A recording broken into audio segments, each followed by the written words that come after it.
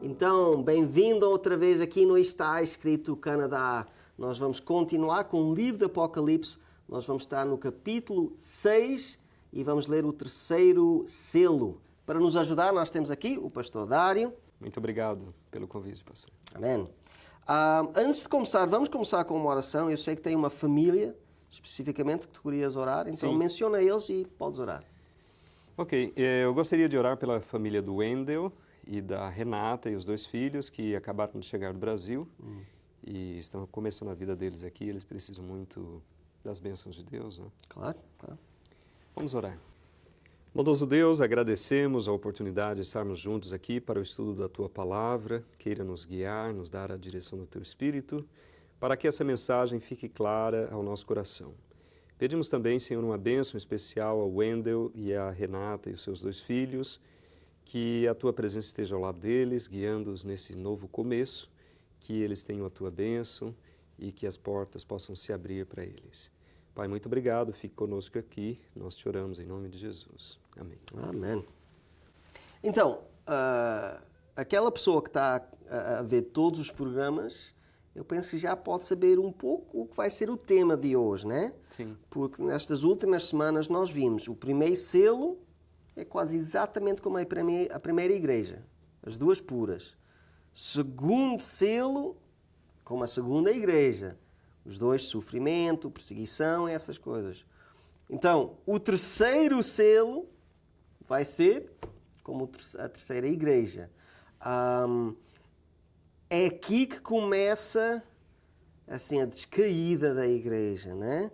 Começa com uma igreja pura, que o fundamento é a Bíblia, a Palavra de Deus, os ensinos de Jesus, mas aqui nós já vamos começar a ver a mudança, né? Vamos ler então, para aqueles que têm uma Bíblia, vão lá, buscam a Bíblia, lê conosco, vamos estar em Apocalipse capítulo 6 e nós vamos ler os versículos 5 e 6. Quando o Cordeiro abriu o terceiro selo, ouvi o terceiro ser vivente dizer: Venha. Olhei e diante de mim estava um cavalo preto. Seu cavaleiro tinha na mão uma balança. Então ouvi o que parecia uma voz entre os 4 seres viventes, dizendo: 1 quilo de trigo por 1 denário e 3 quilos de cevada por 1 denário, e não danifiques o azeite e o vinho. Ok, então tem várias coisas aqui, mas vamos começar no começo. Nós já tivemos um cavalo branco, que era o símbolo de pureza, da verdade, né? Palavra de Deus. Depois tivemos um cavalo vermelho, que representava sangue, né? Morte, sofrimento, perseguição, essas coisas. Sim. Agora nós temos um cavalo preto. Qual é o símbolo dessa cor para nós? Então, de acordo com a Bíblia, o significado do cavalo preto, né? O preto, neste caso aqui, representa as trevas espirituais. Esse foi um período realmente de trevas espirituais dentro do cristianismo. No caso, o cristianismo começou a se envolver com o Estado e tudo isso foi trazendo ali muitas trevas morais, eu diria até apostasia, erro, em meio ao cristianismo que começou puro, não é? E agora estava realmente nesse período bem complicado, bem difícil, bem cheio de problemas, trevas espirituais. Nós podemos comparar o primeiro com o terceiro, né? O primeiro cavalo era branco, luz, né? Uma coisa que brilha, que nós sabemos, a Bíblia fala, Jesus, né? Eu sou a luz, né? Então a verdade é como se fosse luz, é o que nos guia. Agora nós temos um cavalo preto que é a escuridão, é não ter luz. E é exatamente o que estavas a falar, né? É o começo da igreja saindo da luz, saindo das verdades de Deus, os ensinos de Jesus, a Bíblia, e agora está a começar a aceitar o quê? Tradições, filosofias, ideias humanas, decisões não feitas por Deus, mas por poderes, né? Governos, pessoas com influência. Então, é o começo. E é exatamente o que nós vimos na terceira igreja, né? É aquele começo de aceitar ideias, filosofias fora da igreja. Nós lemos sobre Balaão e essas coisas. E é exatamente o que nós estamos a ver aqui. Este cavalo preto, então, simboliza a escuridão, essas trevas, esse saindo da pureza, saindo da verdade, e agora tem esta mistura, né? Representa o paganismo entrando dentro da igreja, a paganização da igreja, né? Então, esse foi um período realmente de apostasia, de erro, de materialismo. Yeah. E foi o período da igreja. Foi o período da igreja.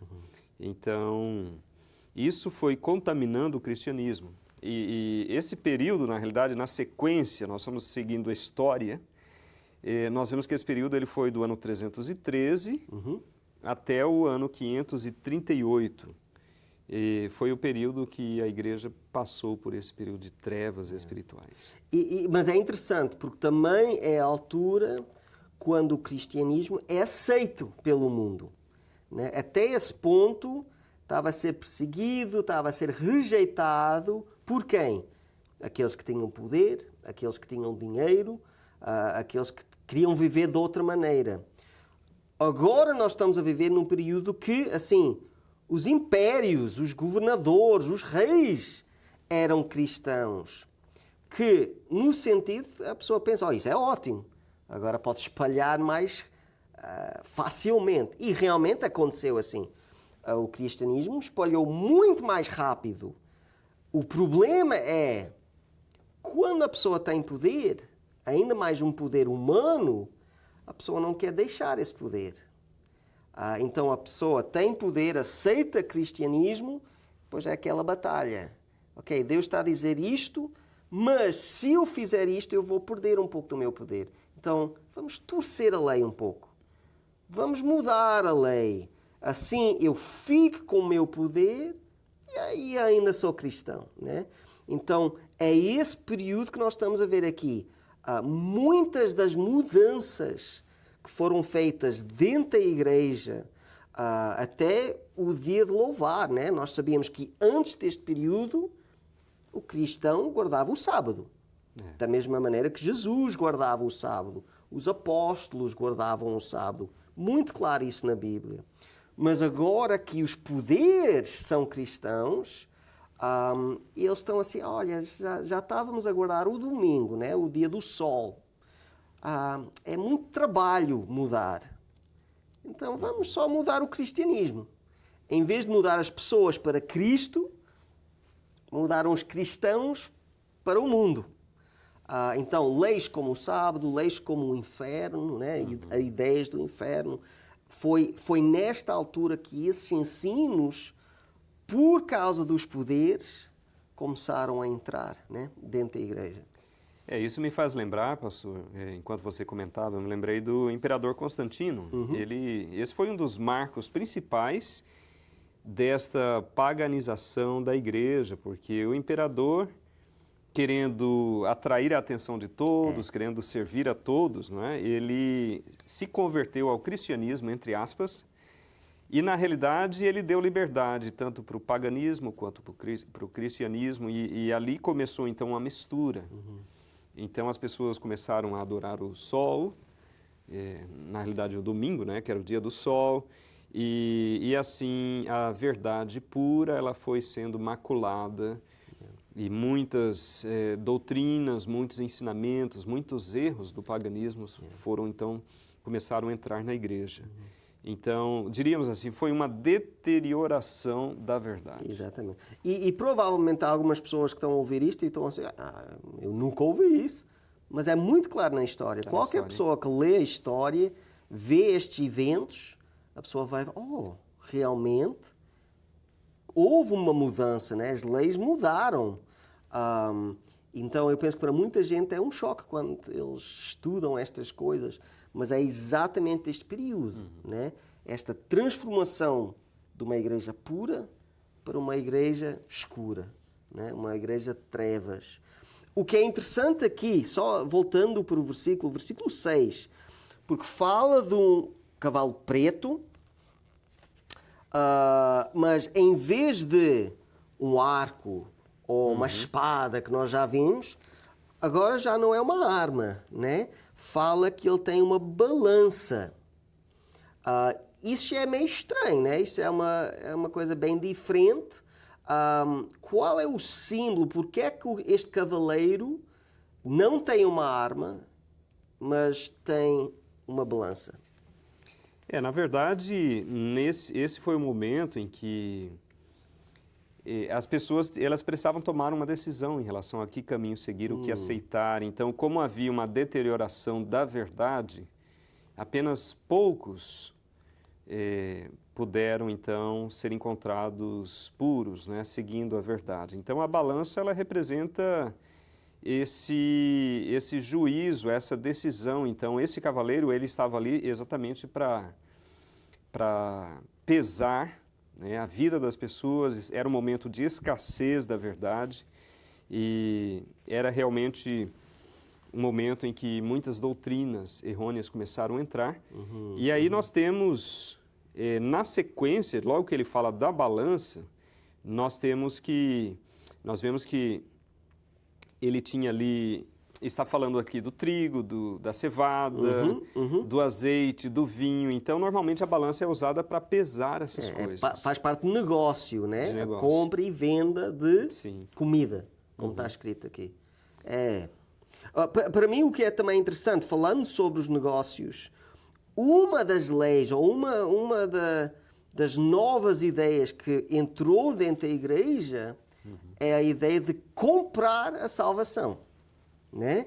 Então, uma pessoa que não queria mudar o estilo de vida, não queria parar de pecar ou de fazer isto ou aquilo, olha, em vez de mudar a minha vida, eu só pago a igreja e pronto, eu também estou salvo. Isso também começou nesta altura. Então, eu concordo completamente que é uma balança, é aquela escolha que as pessoas estavam a fazer naquela altura. Vou continuar a seguir a Deus e a Bíblia dele, ou vou aceitar estas novas ideias? Então, cada pessoa estava nessa balança, estava a fazer a sua escolha.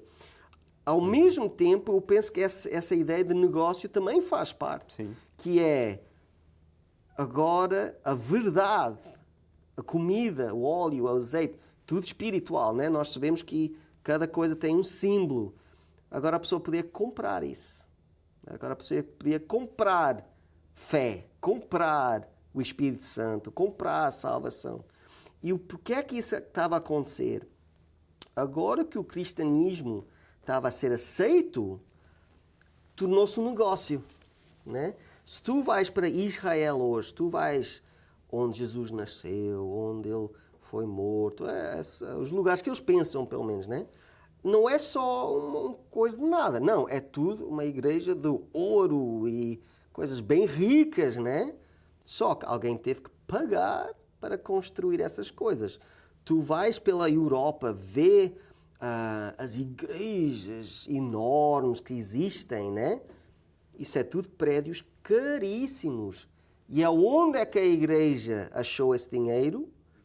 Foi nessa venda. Nesse venda da salvação. Tu podes comprar a salvação e nós vamos construir uma igreja. Tudo está a acontecer durante este tempo, né? Então, este símbolo do cavalo preto, escuridão, né?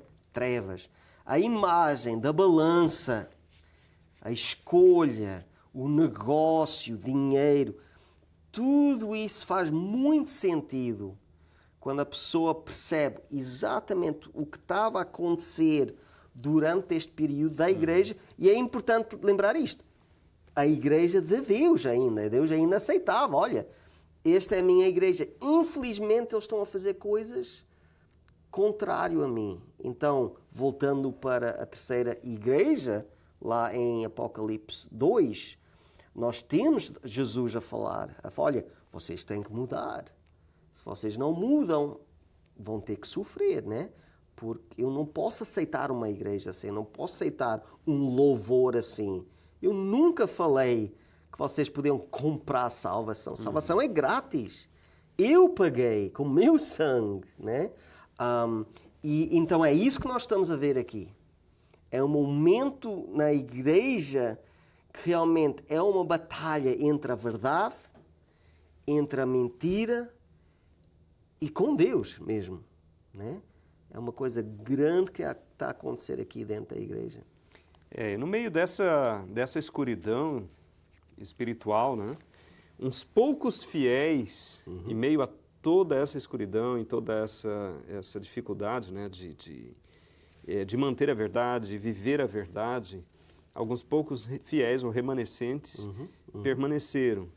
E por isso nós podemos ver aí que Deus não desistiu da sua igreja. Claro. Porque Ele tinha os seus fiéis ali ainda.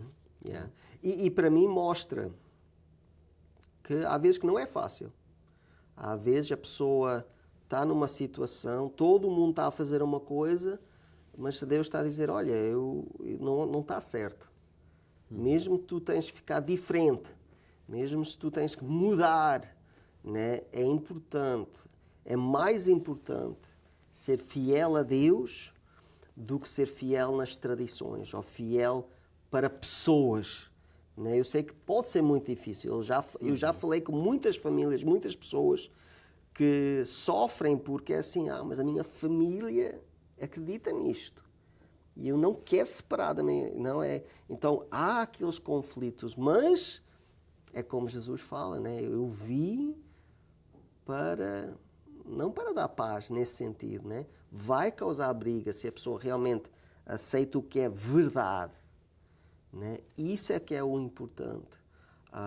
Então exatamente, tinha pessoas que, mesmo que a igreja estava a mudar, eles ficavam fiéis. Não, esta é a palavra de Deus, é isto que eu vou seguir.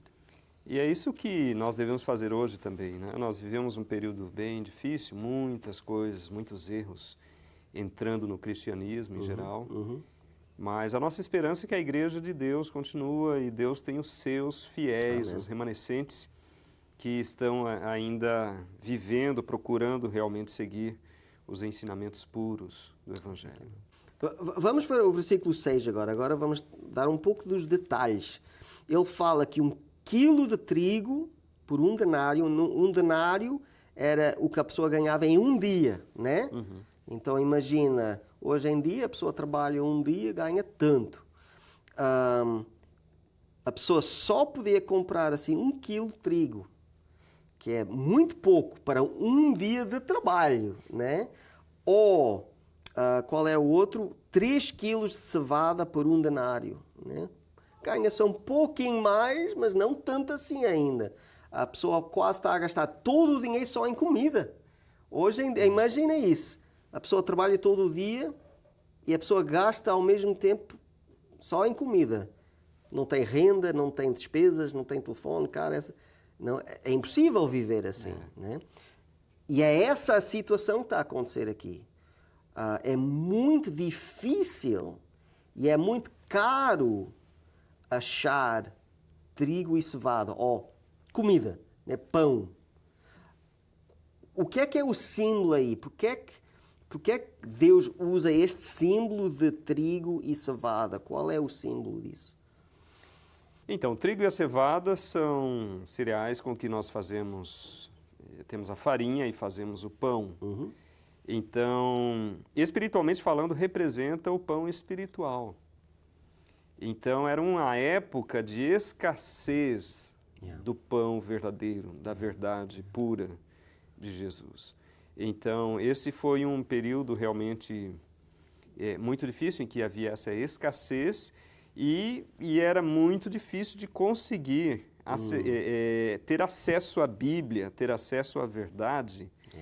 Então, o pão ele representa a mensagem de Deus pura e também o próprio Jesus. Jesus disse, eu sou o pão, não foi isso?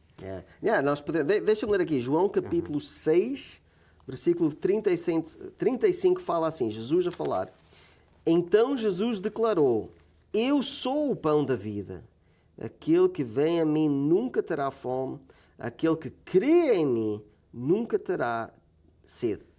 Então vê-se aqui bem claramente que assim, o pão representa assim, a palavra de Jesus, Jesus mesmo. Né? João capítulo 1 fala, eu sou o verbo, eu sou a palavra. Então, este simbolismo é realmente, cristianismo existe e até é popular naquela altura.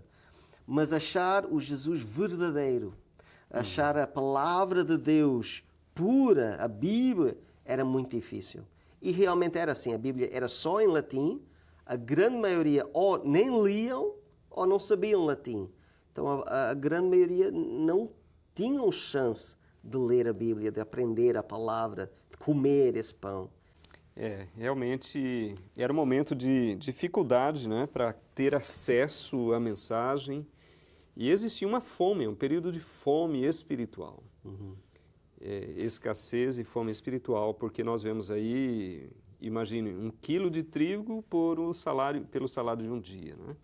Então é algo simbólico que nos mostra a dificuldade de acesso que as pessoas tinham naquele momento em relação à palavra de Deus. E a Bíblia fala, né? Um dia vai haver que as pessoas vão tentar buscar a palavra e não vão achar. Né?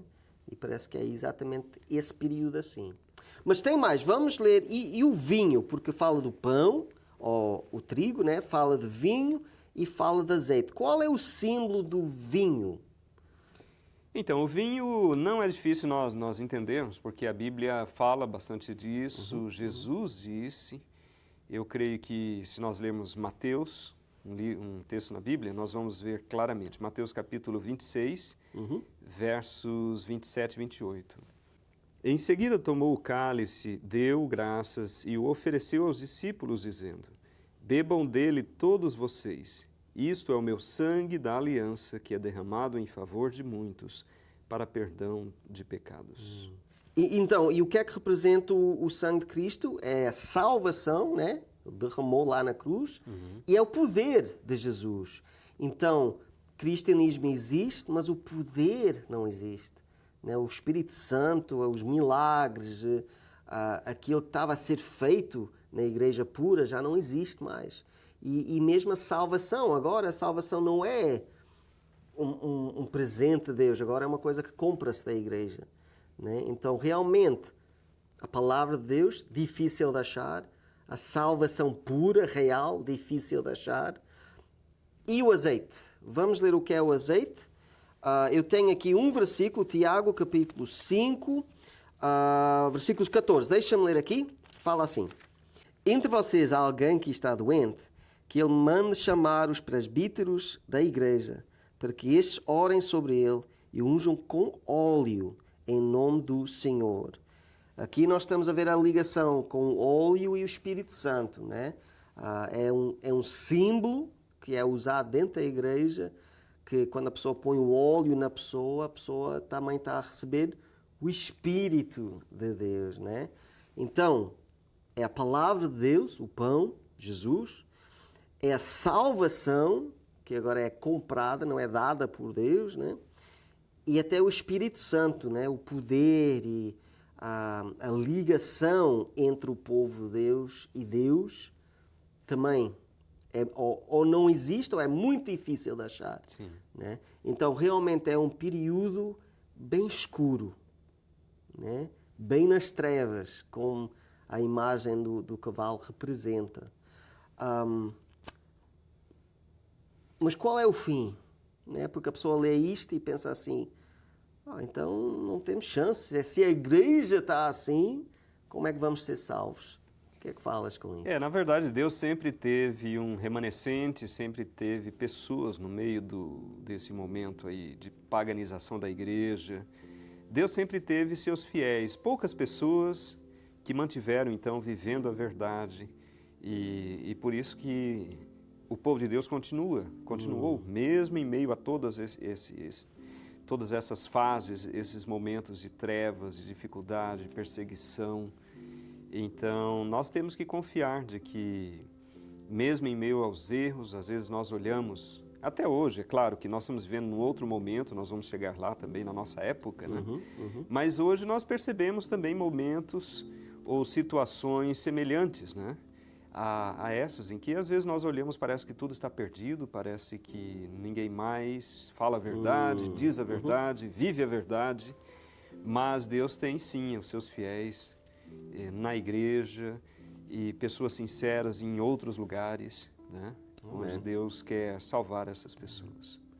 Então, se vocês estão nas trevas agora, se vocês estão neste período de escuridão, podemos ter esperança. Sim. Né? Nós podemos sempre ter a sabedoria que Deus sabe onde nós estamos e Ele tem uma saída para nós. Vamos orar então sobre isso, para todos que estão a sofrer, todos que estão a lutar, que eles possam ficar ligados com Deus e fazer a decisão certa. Vamos orar.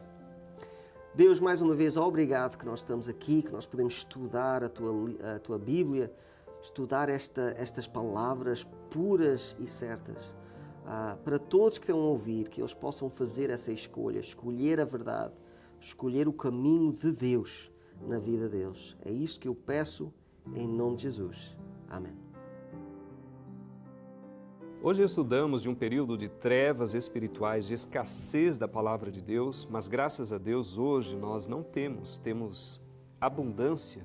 E nós queremos compartilhar com você uma mensagem espiritual aqui, um estudo bíblico, que traz todas as mensagens principais da palavra de Deus. Visite o nosso website www.estaescrito.ca. Lá você terá acesso ao programa de hoje, a todos os programas em nosso arquivo e poderá solicitar gratuitamente nossa oferta de hoje. Se desejar, solicite sua oferta gratuita escrevendo para nós. Está escrito Box 2010, Oshawa, Ontário, L1H 7V4.